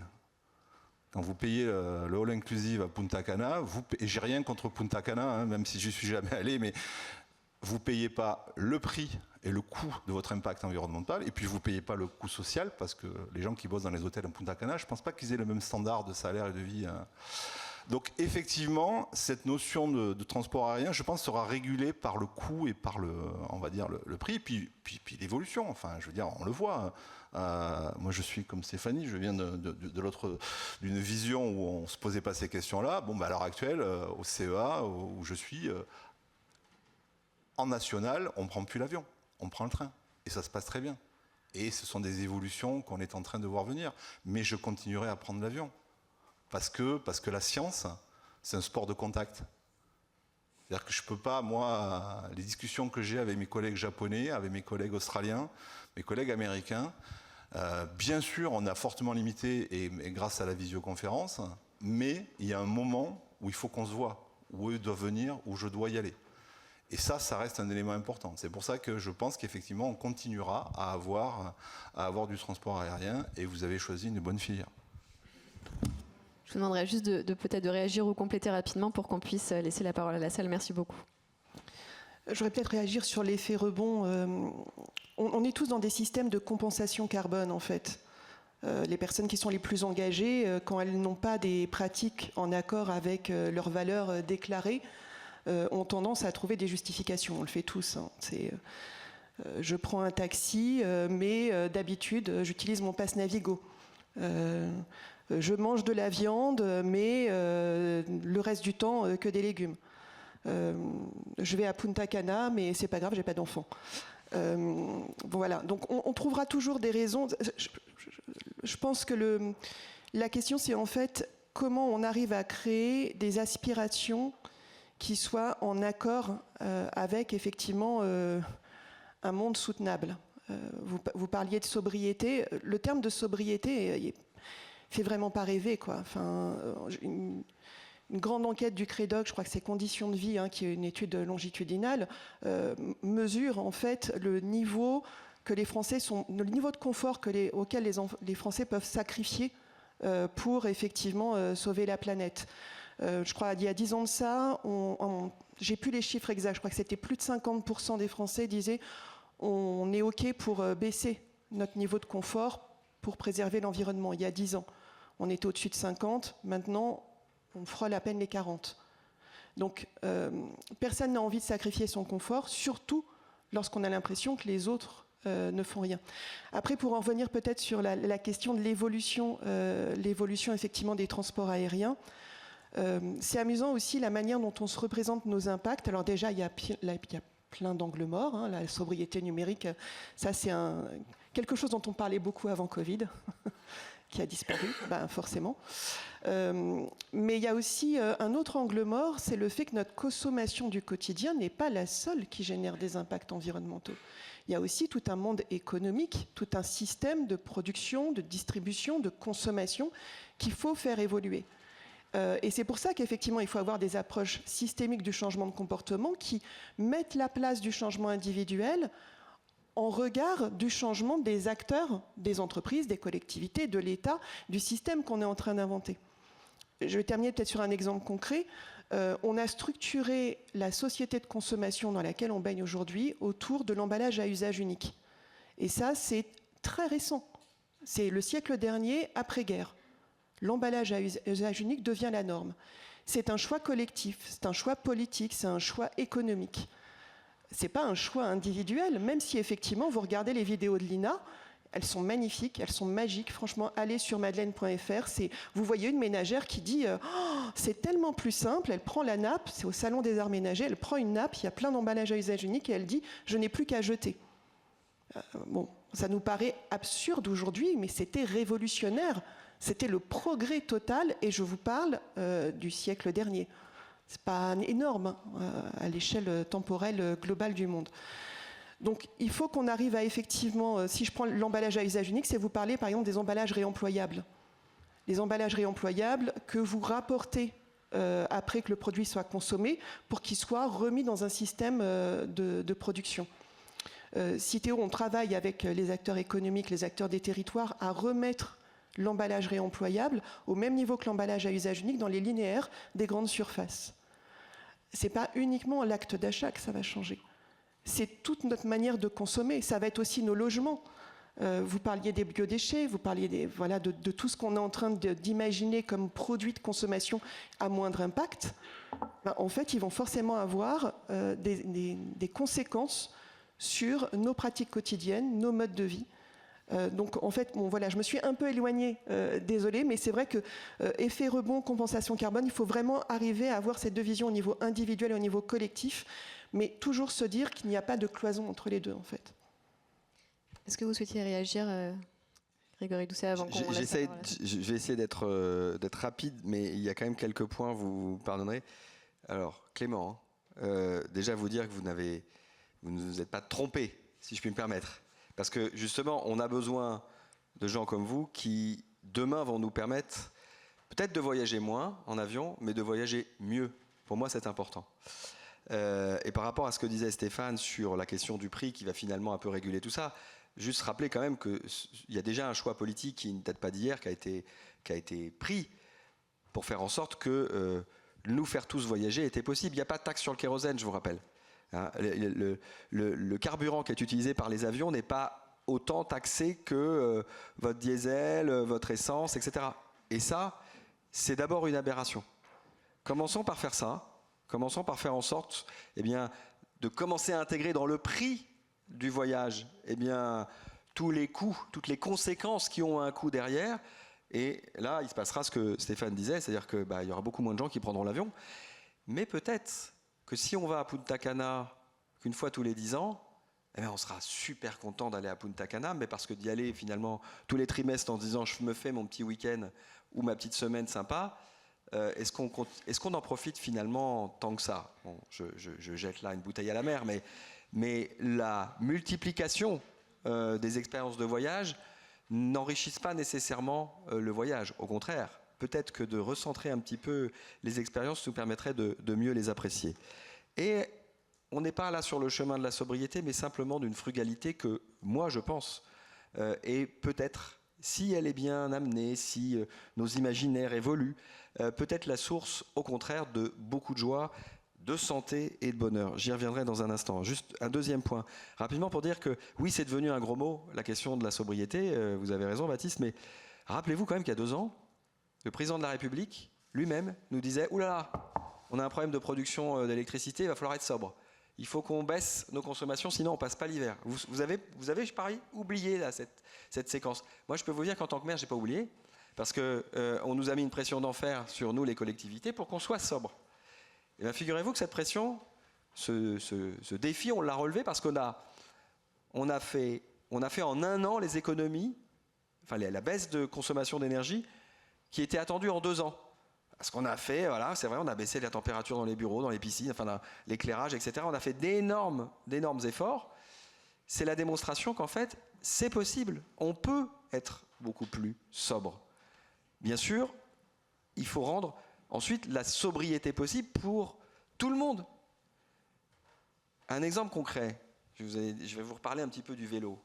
Non pas que je sois un staccanoviste du vélo, mais je veux dire, on fait des pistes cyclables, on développe les voies cyclables sur Lyon de manière, c'est vrai, très importante. Eh bien, figurez-vous que les gens roulent dessus. C'est-à-dire qu'en gros, il y a des gens qui se mettent à faire du vélo. Mais moi, j'ai forcé personne à faire du vélo. Les gens, ils se mettent à faire du vélo pour des tas de raisons. Certains, c'est pour leur santé, parce qu'effectivement, c'est bon pour la santé de pédaler. Certains, c'est pour gagner du temps, ce que je vous disais pour moi. D'autres, c'est parce qu'ils trouvent ça chouette, en fait, de se déplacer en ville en vélo. Et puis, il y en a qui font ça aussi parce que ça coûte beaucoup moins cher. Parce qu'effectivement, un vélo, même à assistance électrique, eh bien, revient beaucoup moins cher qu'une voiture. Et ça se voit. Il y a des ménages qui avant avaient une voiture par adulte, eh bien, qui laissent tomber souvent la 2e voiture, parce qu'il y a un des 2 parents, notamment celui qui emmène les enfants à l'école, qui préfère s'acheter un long tail pour emmener les enfants à l'école le matin. Et effectivement, ce sont là des exemples de modes de vie plus sobres. Voilà. Et on gagne comme ça en capacité, j'allais dire en sobriété. Ça ne va pas suffire, bien évidemment, mais ces gestes qui ne sont pas simplement des gestes de colibri, à mon sens, qui peuvent être très significatifs à l'échelle d'un ménage, eh bien, ils nous font aller vers plus de sobriété. Mais vous voyez, si je me permets une petite parenthèse là, c'est qu'en vous donnant ces exemples, moi je cherche à culpabiliser personne. Je vous dis, et c'est ce que je fais dans ma pratique de maire au quotidien, ce qu'il faut c'est faire, pour moi c'est l'engagement. C'est vrai, quel que soit son niveau de revenu, quel que soit son bagage intellectuel, éducatif, etc. Mais ce qui est important, c'est de mettre les personnes en situation de pouvoir agir dans la bonne direction. C'est vrai aussi pour la sobriété. Merci beaucoup. On va prendre 2-3 questions de la salle. Je vous demanderai juste collectivement un petit service, c'est de formaliser des questions courtes et également des réponses courtes pour qu'on puisse prendre au moins 2-3 questions. merci par avance. Monsieur, vous avez le micro. Bonjour, merci beaucoup. En termes on a parlé de légiférer sur le prix pour prendre l'avion, pour taxer plus le kérosène. Quels sont les sujets prioritaires sur lesquels il faudrait légiférer à court terme? La réponse est dans la question. L'effet est majeur. Hein. On parlait d'effet rebond tout à l'heure. Sur la question du kérosène, l'effet est majeur. Les autres sujets prioritaires, 4-5 premiers sujets prioritaires sur lesquels il faudrait légiférer selon vous. Je vais me permettre de vous donner un exemple très concret. Je vais essayer d'être très court. Légiférons sur, comme l'ont fait les Suisses, sur l'obligation pour les poids lourds qui traversent la France, eh bien, d'être sur un train. Vous ne pouvez pas traverser la Suisse avec un poids lourd, c'est interdit. Vous êtes obligé de mettre votre container, de le faire passer par du fret ferroviaire. C'est une législation, c'est assez simple en fait, j'allais dire dans l'absolu. Sauf que c'est très compliqué parce qu'il faut des équipements, il faut réinvestir dans le fret ferroviaire, ce qu'on n'a plus fait depuis 40 à 50 ans dans ce pays. Mais toutes celles et ceux qui vous disent, qui se lamentent aujourd'hui sur, et ils sont nombreux, en particulier dans l'espace politique, qui se lamentent sur on va dire le déclin du fret ferroviaire. En fait, on a mis en place toute une législation qui le tue. Donc c'est normal que le fret ferroviaire finisse par disparaître. On fait la même chose que les Suisses et je peux vous assurer qu'il y aura beaucoup moins de camions, que ce soit dans les vallées alpines ou pyrénéennes ou un peu partout en France. Je vous demande peut-être chacune et chacun, Stéphane et Stéphanie, une idée, comme ça permettra de prendre une autre question. Merci beaucoup. Alors, l'idée, en fait, pour répondre à votre question sur les autres sujets, je pense que vous les connaissez. Quels sont les points importants? On vient d'évoquer le transport. Il y a l'habitat.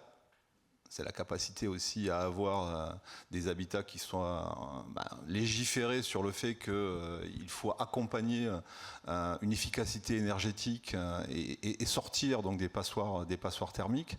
Donc vous savez, les sujets, vous les connaissez, le transport, l'habitat, l'industrie et l'agriculture. Voilà, ce sont les endroits où effectivement il y a des champs et des foyers, mais revenons sur votre idée de légiférer, le fait de légiférer ne doit pas oblitérer le fait que on a besoin d'une agriculture, on a besoin d'une industrie, on a besoin que des gens qui ont des salaires faibles puissent se loger et puissent trouver des moyens de transport. Stéphanie ? Je ne vais pas répondre directement à la question, je vais dire légiférer c'est bien, mais vous savez, une fois qu'il y a une loi, il y a aussi un décret d'application. Et souvent, en fait, c'est facile de légiférer, mais il y a des lois qui restent sans décret d'application, parce que l'équation qu'elles posent est juste intenable. Et en fait, tout comme pour les changements de comportement, il faut avoir une approche systémique, je dirais pour les systèmes de loi et de réglementation, il faut avoir une approche systémique aussi, et pas créer de la complexité légale qui rend les acteurs totalement impuissants. Donc je ne suis pas du tout contre les lois, au contraire, je pense que la réglementation, c'est quelque chose qui impulse et qui oblige les acteurs à se mettre en mouvement. Mais il ne faut pas non plus paralyser l'action par justement des lois qui se multiplient et qui viennent se contredire les unes avec les autres. N'oublions pas non plus qu'il ne faut pas voir uniquement, je dirais, le système français, le marché local, penser au système européen et on est bien à cette double échelle et même triple échelle au niveau mondial. Donc si on perd cette vision et qu'on est juste dans une idée, je dirais presque portée par l'émotion de l'urgence, c'est là où on va droit dans le mur. On va prendre une autre question.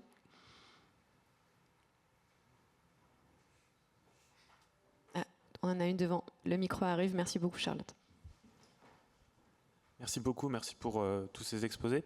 Une question, je vais essayer de la formuler rapidement. On a beaucoup parlé donc de l'influence des citoyens responsables par nos actions sur les impacts du côté politique. Il y a aussi donc, ça a déjà été un peu évoqué aussi avec la sobriété, le côté entreprise. Maintenant, les entreprises veulent accéder à une certaine rentabilité, même certaines qui sont les plus polluantes, et essayent aussi d'orienter la consommation dans leur sens. On peut penser aux compagnies aériennes, à la viande, toutes ces entreprises-là. Donc comment faire prendre conscience que finalement on est manipulé en quelque sorte par du marketing ou de la publicité dans ce sens-là, et qu'en tant que citoyen, on peut aussi, et consommateur, on peut aussi voter d'un certain côté par notre consommation, faire ces choix-là. Comment faire prendre conscience de ça et quelles actions on peut mettre en place pour essayer d'orienter vers un mode de consommation qui est plus vertueux d'un point de vue environnemental. Je vais peut-être réagir déjà pour juste rappeler qu'il y a quand même aussi un cadre légal et un cadre réglementaire sur la communication des entreprises et notamment de nombreuses contraintes posées sur les allégations environnementales. Donc heureusement, les entreprises ne font pas ce qu'elles veulent. Il faut aussi peut-être, je vais essayer de dédiaboliser aussi les entreprises, parce qu'on dit les entreprises, les marques. En fait, il faut, quand on est une marque, il faut exister.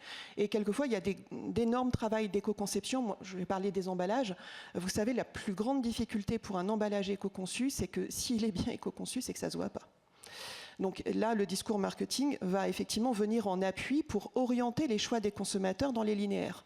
Et dans un linéaire, vous n'y passez pas une vie. Vous y passez moins d'une minute. Et généralement, vous allez vers les produits que vous avez déjà mis dans votre panier. Donc c'est là où le marketing va entrer en jeu et va effectivement faire ce qu'on appelle une surenchère d'allégations. Produits plus verts, moins 50% d'emballage plastique, et va effectivement travailler. Enfin, les marketeurs sont en communication, il faut avoir de l'impact, donc on va souvent, je dirais, au raccourci, on perd la vérité scientifique, hein. Parce que quand vous faites une analyse de cycle de vie d'un emballage, ça ne tient pas sur un packaging. Vous imaginez le pavé qu'il faut lire, voilà. Et puis ça nécessite des compréhensions. Donc je voulais quand même déjà dédiaboliser les marques. Je pense qu'aujourd'hui, il y a une rationalisation quand même je dirais du paysage publicitaire et du mix marketing. Il faut continuer à l'accompagner. C'est là où justement la réglementation, elle aide beaucoup, au niveau européen notamment. Il faut la simplifier aussi, cette communication, tous les marquages environnementaux.